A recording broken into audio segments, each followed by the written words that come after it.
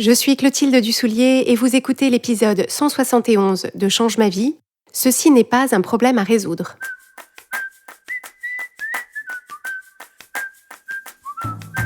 Bienvenue sur Change ma vie, outils pour l'esprit. Je suis Clotilde Dussoulier, master coach certifié, et sur ce podcast, je vous livre chaque semaine des outils précis et concrets pour comprendre les mécanismes de votre cerveau et de vos émotions et construire exactement la vie à laquelle vous aspirez. Dans l'épisode de cette semaine, on va évoquer ensemble des situations dans lesquelles on a une réaction émotionnelle qui est à la fois soudaine et vive. Donc il se passe quelque chose à l'extérieur de nous, quelque chose qu'on perçoit comme une menace sous une forme ou une autre. Et dans ce type de situation, on va effectivement ressentir tout d'un coup une émotion qui est à la fois soudaine dans le sens où elle apparaît tout d'un coup, donc on passe vraiment de 0 à 100 en une fraction de seconde, et elle est vive, c'est-à-dire que c'est une émotion qui est intense et qui est désagréable. Donc prenons un exemple dans lequel ce mécanisme peut s'enclencher. Imaginons que dans un contexte professionnel, vous recevez un email d'une personne avec qui vous travaillez, donc peut-être que c'est un client ou une cliente, peut-être que c'est un ou une collègue, peut-être que c'est votre manager. Et dans cet email, cette personne vous vous fait un retour sur votre travail ou vous dit quelque chose en lien avec votre travail et vous dit que quelque chose n'a pas marché ou qu'il manque quelque chose ou que quelque chose ne convient pas, ne correspond pas, que peut-être quelque chose que vous avez organisé, c'est mal passé ou c'est pas passé comme il fallait. Ce qui peut se passer à ce moment-là, si vous êtes concerné par le mécanisme dont je veux vous parler aujourd'hui, c'est que en une fraction de seconde, votre cerveau, donc vous avez pris connaissance de l'email, du contenu de l'email, et en une fraction de seconde, l'interprétation qu'en fait votre cerveau, c'est que vous êtes menacé. Donc cet email, cette situation, c'est une menace, donc une menace sur votre sécurité, sur votre bien-être, vous vous sentez menacé. Et donc immédiatement, en réponse à cette menace, dans votre corps, vous allez avoir une réaction émotionnelle. Donc cette réaction émotionnelle va être vive parce que votre cerveau vous pense menacé. Et donc quand votre cerveau vous pense menacé, il va déclencher dans votre corps un message physiologique qui se présente donc sous la forme d'une émotion qui est à la mesure de l'importance de la menace que votre cerveau a détectée. Et donc dans le cas de cet email que vous pouvez avoir reçu qui vous parle de votre travail, peut-être que la réaction émotionnelle vive que vous allez avoir, ça va être par exemple de la honte ou de la panique. Ce qui est important à comprendre, c'est que à ce moment-là, où vous êtes assis à votre bureau, où vous avez votre téléphone en main en train de prendre connaissance de cet email, dans cet instant précis,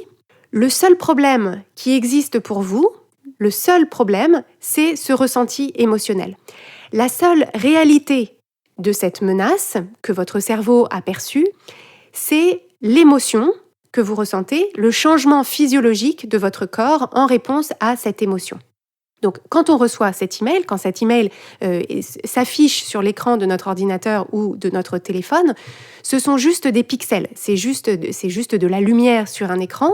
Et donc, si par exemple on ne comprenait pas la langue dans laquelle l'email est rédigé, ces pixels-là n'auraient aucun impact sur nos émotions. Et dans l'instant, ces pixels-là ne menacent pas notre sécurité, ne menacent pas notre intégrité, ni physique, ni émotionnelle à ce moment-là. Donc dans l'instant, encore une fois, le seul problème qui existe, le seul problème qu'on peut identifier et qui se présente à nous, c'est ce ressenti émotionnel. C'est ce ressenti émotionnel, par exemple, de honte ou de panique. Et donc, ce que ça veut dire, c'est que comme dans l'instant, le problème qu'on perçoit, c'est cette honte ou cette panique, la réaction qu'on va avoir va être une réaction non pas à la situation d'origine, mais une réaction à nos émotions. Donc en fait, dans l'instant, je vais ressentir de la honte et de la panique et ma réaction immédiate va être de me dire comment est-ce que je fais pour me débarrasser de cette honte et de cette panique parce que c'est ça le problème le plus pressant dans l'instant. Donc il y a un élément déclencheur extérieur à nous qu'on a perçu comme étant une menace. On a une réaction émotionnelle en lien avec cette menace et une fois qu'on est dans cette réaction émotionnelle, ce sont les émotions qu'on ressent qui prennent le volant et on va généralement réagir à ces émotions-là de 3 façons différentes. La première famille de réactions, ça va être la fuite. Donc, dans l'exemple de l'email, ce qui va se passer, c'est que si ma réaction, c'est une réaction de fuite, par exemple, je vais supprimer très vite l'email ou je vais éteindre mon ordinateur, je vais le refermer très vite et peut-être que je vais partir de mon bureau, je vais aller dans la cuisine d'entreprise, je vais chercher un gâteau, je vais ouvrir un tiroir de mon bureau. Je vais essayer de fuir l'émotion et la situation. Une autre famille de réactions va être la paralysie. Donc, tout d'un coup, je vais me sentir figée sur place, je ne vais plus réussir à réfléchir, ça va être le blanc dans ma tête, et je vais comme me déconnecter de la situation, je vais me sentir comme un peu à part ou à côté, ou voilà. Et donc, je vais en fait rester assise à mon bureau sans pouvoir rien faire, je vais être figée sur place à ce moment-là. Et le troisième type de réaction, c'est la réaction par l'action, c'est-à-dire que je vais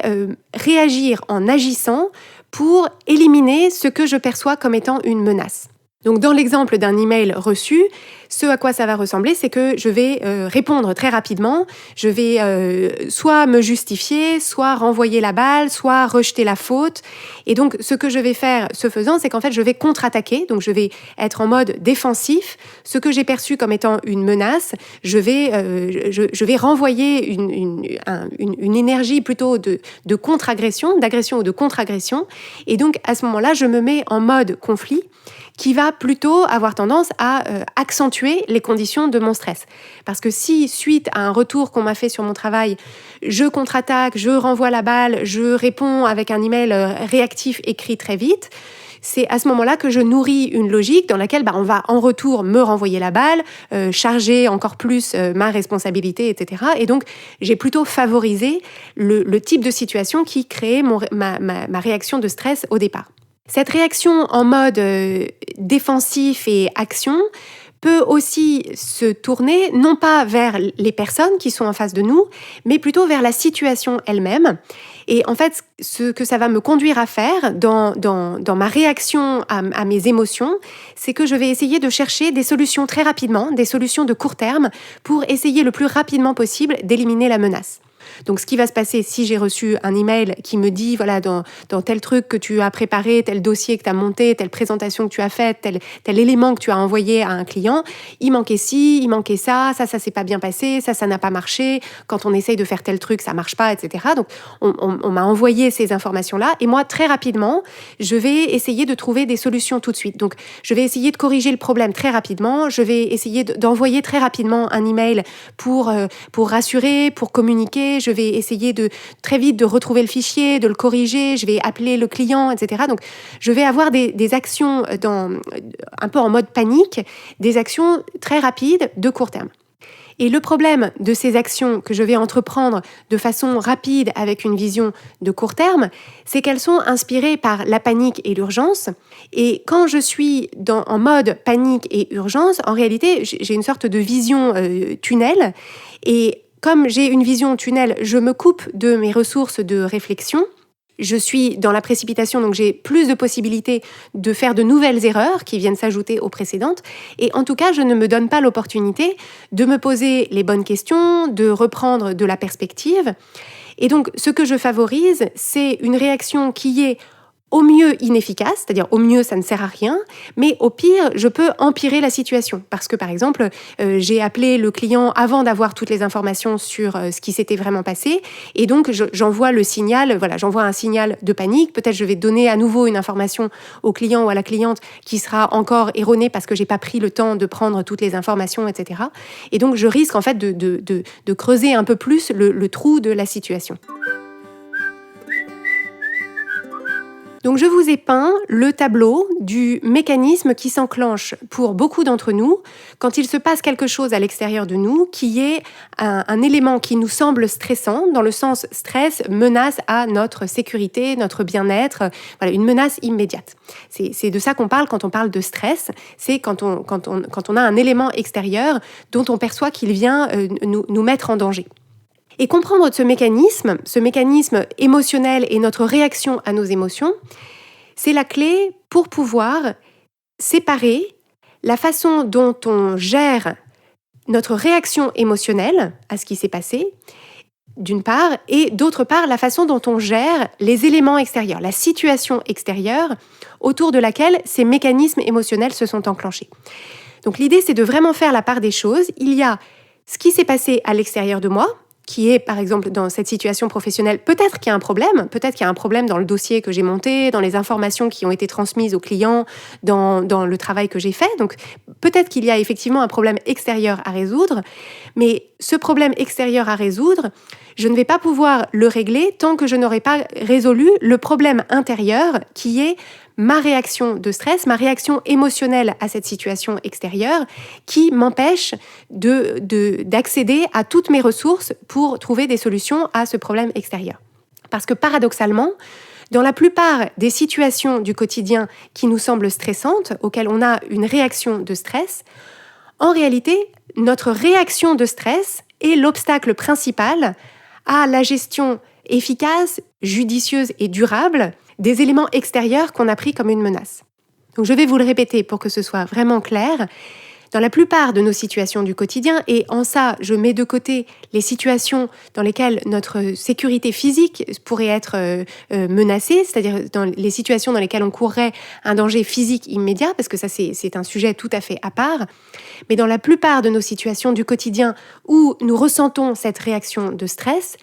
c'est cette réaction de stress elle-même qui est un obstacle à une gestion appropriée des éléments extérieurs autour desquels ce mécanisme de stress s'est enclenché. Et donc ce que ça veut dire, c'est que l'objectif, c'est d'acquérir la capacité à gérer d'abord notre réaction émotionnelle, les émotions vives et immédiates que notre perception de la situation a déclenchées pour nous. Donc d'acquérir la capacité à gérer d'abord notre réaction émotionnelle pour pouvoir ensuite regarder la situation extérieure et factuelle dans laquelle nous avons déclenché cette réaction de stress en ayant à notre disposition toutes nos ressources. Et c'est là qu'intervient cette pensée qui m'est venue un jour dans une situation de réaction émotionnelle de ce type et que j'utilise depuis régulièrement pour moi-même et que je propose aux personnes que j'accompagne. Cette pensée, c'est « ceci n'est pas un problème à résoudre, c'est une émotion à accueillir ». Ceci n'est pas un problème à résoudre, ceci est une émotion à accueillir. Donc cette pensée, c'est une pensée que je vous propose d'emporter avec vous et de solliciter dans les situations dans lesquelles vous vous sentez en proie à une réaction émotionnelle vive et immédiate et où vous vous sentez en mode réactif à ces émotions vives et immédiates. Donc l'idée, c'est de sentir monter ces émotions vives et immédiates, de ressentir ce changement dans notre ressenti émotionnel, dans notre équilibre émotionnel dans l'instant, et de solliciter à ce moment-là cette pensée, ceci n'est pas un problème à résoudre, c'est une émotion à accueillir. Le bénéfice de cette pensée, si on la sollicite dans ces situations où on se sent avoir cette réaction émotionnelle de type stress, c'est qu'elle permet de porter notre attention en priorité sur le seul problème qui est effectivement présent pour nous à ce moment-là. Le seul problème qui est présent pour nous au moment où on reçoit un email qui nous parle de notre travail, la seule difficulté réelle et immédiate à laquelle on est confronté, c'est la difficulté que constitue ce ressenti physique. C'est la pénibilité de ce ressenti physique qui est dans notre corps. Et donc, l'idée, c'est de se dire à ce moment-là, ce ressenti physique qui est dans mon corps, cette vibration dans mon corps, ce n'est pas un problème à résoudre, ce n'est qu'une émotion à accueillir. Et si je me dis, le seul problème que j'ai là tout de suite, c'est ce ressenti dans mon corps, et ce ressenti dans mon corps n'est pas un problème, c'est une émotion, et mon rôle, ma priorité, c'est d'accueillir cette émotion, ça me permet de canaliser toutes mes ressources à ce moment-là, ressources qui sont en faible quantité parce que je suis justement en proie à cette réaction émotionnelle intense, vive et immédiate. Toute mon attention, toute mon énergie, toutes mes ressources vont être à ce moment-là consacrées à l'accueil de ma réalité émotionnelle et donc je vais pouvoir donner toute la place à cette émotion, m'ouvrir à elle, l'observer dans mon corps, la laisser me traverser, la ressentir pleinement, sans résistance, sans essayer de la fuir, sans essayer de la masquer, sans essayer de la repousser, sans essayer de la faire taire ou de l'interrompre avant qu'elle ait fini sa trajectoire. Et ça me permettra de l'autre côté de cette émotion que j'ai accueillie et que donc j'ai laissé me traverser et qui du coup dure moins longtemps que si j'y résiste, ça me permettra de l'autre côté d'en tirer des messages, de comprendre pourquoi est-ce que cette émotion-là est intervenue et ensuite, forte de cette information et forte des informations que je pourrais collecter par ailleurs, je serai en mesure de gérer la situation extérieure, si elle a besoin d'être gérée, parce que parfois il n'y a rien à faire de spécial et en fait c'était pas vraiment un problème extérieur, avec un accès plein et entier à toutes mes ressources. Parce que ce qu'il va se passer, c'est que de l'autre côté de cet accueil de mon émotion, quand mon émotion sera retombée ou aura diminué en intensité, quand je l'aurai comprise, quand j'aurai vu de quelle façon je me sentais menacée ou mise en danger par cet email, effectivement, une fois que j'aurai accueilli cette émotion ne me semblera plus un problème à résoudre et j'aurai alors tout le loisir de faire la part des choses, de regarder la situation factuelle avec toutes mes capacités de réflexion. Je pourrais évaluer, je pourrais réfléchir, je pourrais communiquer, je pourrais échanger, je pourrais identifier la meilleure stratégie pour soit répondre à la personne, soit résoudre le problème, soit rassurer parce que si ça se trouve en fait il n'y a pas de problème, ou en tout cas en apprendre quelque chose, corriger ce qu'il y a à corriger et avancer. Et c'est de cette façon que, dans ce mécanisme de stress que mon corps a déclenché face à une situation extérieure,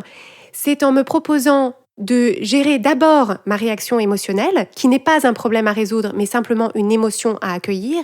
C'est de cette façon que j'aurai surmonté l'obstacle principal qui se dressait entre moi et la résolution d'un éventuel problème extérieur qui aurait été porté à ma connaissance. Donc je vous confie cette pensée, ceci n'est pas un problème à résoudre, ceci est une émotion à accueillir. Je vous la confie et je vous propose de l'emporter avec vous pour la solliciter dans des situations dans lesquelles vous vous sentez partir en spirale, dans des émotions vives et immédiates, pour l'utiliser, pour rediriger votre attention sur la priorité qui est d'accueillir vos émotions. Et une fois que votre émotion est accueillie, ce n'est plus un problème à résoudre et donc vous pourrez porter votre attention sur la situation qui est face à vous et utiliser toute votre intelligence, tout votre pouvoir de réflexion, de stratégie et de résolution de problèmes pour résoudre les problèmes s'il y en a.